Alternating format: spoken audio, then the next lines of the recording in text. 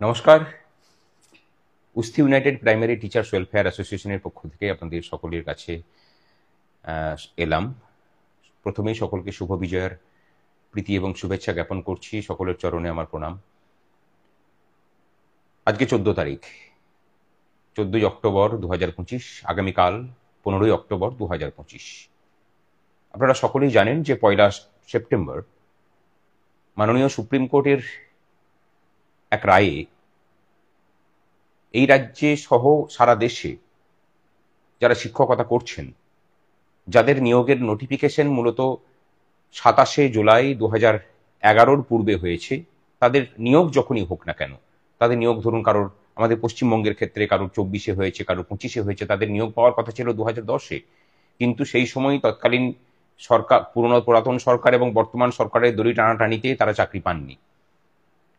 সহ পুরানো শিক্ষক শিক্ষিকারা, যারা কেউ 34 বছর 35 বছর ধরে সার্ভিস করছেন, যারা মূলত প্রথম থেকে অষ্টম শ্রেণী পর্যন্ত শিশু শিক্ষার্থীদের পাঠদানের কাজে নিয়োজিত, তাদের সকলকে টেট পরীক্ষা দিতে হবে, টেট পাস করতে হবে। সেটা 2 বছরের মধ্যে, অর্থাৎ 1 সেপ্টেম্বর 2025 থেকে 2 বছরের মধ্যে তাদেরকে টেট পাস করতে হবে। অন্যথায় তাদের চাকরি চলে যাবে এবং চাকরিকালীন যেসব সুবিধা, সেগুলো রাজ্য সরকারের হাতে ছেড়ে রাখা হয়েছে, যে তারা ঠিক করবেন যে কি হবে না হবে।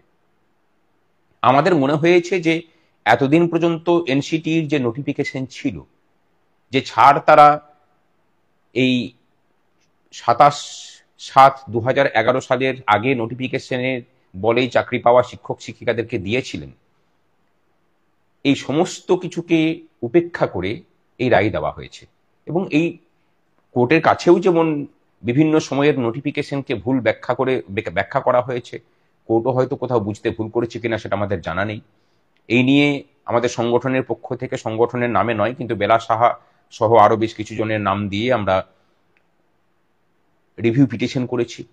সেই রিভিউ পিটিশন যথেষ্ট শক্তপোক্তভাবেই করা হয়েছে। সংগঠনকেও এখানে যুক্ত করার কাজ চলছে। ইত্যবসরে সারা দেশের শিক্ষক শিক্ষিকারা যেমন পথে নেমে আন্দোলনে উত্তাল হয়েছেন, আমরাও Usthi united primary teachers welfare association আপনাদের সকলকে ডাক দিচ্ছে, আগামীকাল পথে নামুন। আগামীকাল বেলা 12টার সময় আমরা সুবোধ মল্লিক স্কোয়ার থেকে মিছিল শুরু করছি। মিছিল আসবে রানী রাসমণি রোড পর্যন্ত এবং সেখান থেকে আমাদের দুটো টিম যাবে, একটা প্রাথমিক শিক্ষা পর্ষদে এবং আরেকটা টিম যাবে মাননীয় রাজ্যপালের কাছে। সেখানে ডেপুটেশন হবে, তারপরে আমরা আবার হয়তো ফিরে আসব। অনেকে প্রশ্ন করতে পারেন যে একদিনের মিছিলে কি হয়। আমরা বলছি যে রাস্তার আন্দোলনটা শুরু হলো, প্রথমেই শুরুটাই উত্তুঙ্গে যেতে পারে না। অনেকে জিজ্ঞাসা করছেন যে আমাদের দাবিটা কি। আমরা যেমন আইনি লড়াই লড়ছি, সে আইনি লড়াই তো আদালত কক্ষের ভিতরে যা কিছু হবে সেটা আমরা বুঝে নেব।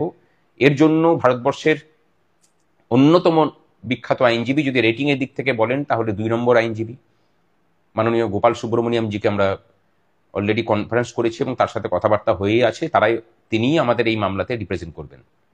কিন্তু যদি সেখানে কোনো সুফল না পাওয়া যায়, তাহলে সরকারকে যদি বাধ্য করতে হয় যে পার্লামেন্টে আইন এনে পড়ে 23 নম্বর ধারার সেকশন 23 অফ আরটি অ্যাক্ট এটাকে সংশোধন করতে হবে, তাহলে কিন্তু রাস্তার উত্তাল আন্দোলন ছাড়া সম্ভব নয় এবং সেটা গোটা দেশ জুড়ে হতে হবে। তাহলে শুধু পশ্চিমবঙ্গ ব্যতিক্রম থাকতে পারে না। তাই আগামীকাল আমরা সকলকে আহ্বান জানাচ্ছি, আসুন সকলে। এখানে প্রাথমিক উচ্চ প্রাথমিকের কোনো বিভেদ নেই, আমরা এক হয়ে লড়ি চলুন। এখন হয়তো আমরা ডাক দিয়েছি, ভবিষ্যতে ঐক্যবদ্ধভাবেই নামবো।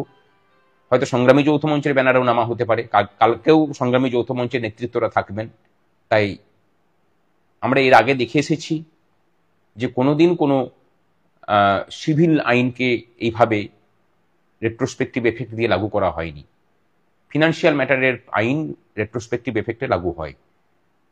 তাই সকলের কাছে আবেদন, আসুন কাল পথে মিলিত হই, উত্তাল হই, নিজেদের স্লোগানে মুখরিত হোক কলকাতা, জানুক সকলে। অনেকে হয়তো বলবেন যে আমরা পরীক্ষা দিতে ভয় পাচ্ছি, একদমই নয়। প্রশ্নটা ন্যায় এবং অন্যায়ের, প্রশ্নটা আইনি এবং বেআইনের, প্রশ্নটা যৌক্তিকতা এবং অযৌক্তিকতার, সেখানেই লড়াই। টেট পরীক্ষা দিয়ে টেট পাস হয়তো অধিকাংশ জনই করবেন, কিন্তু যারা করতে পারবেন না, লড়াইটা তাদের জন্য। চলুন, কাল দেখা হচ্ছে বেলা 12টার সময় রাজা সুবোধ মুলি স্কোয়ারে।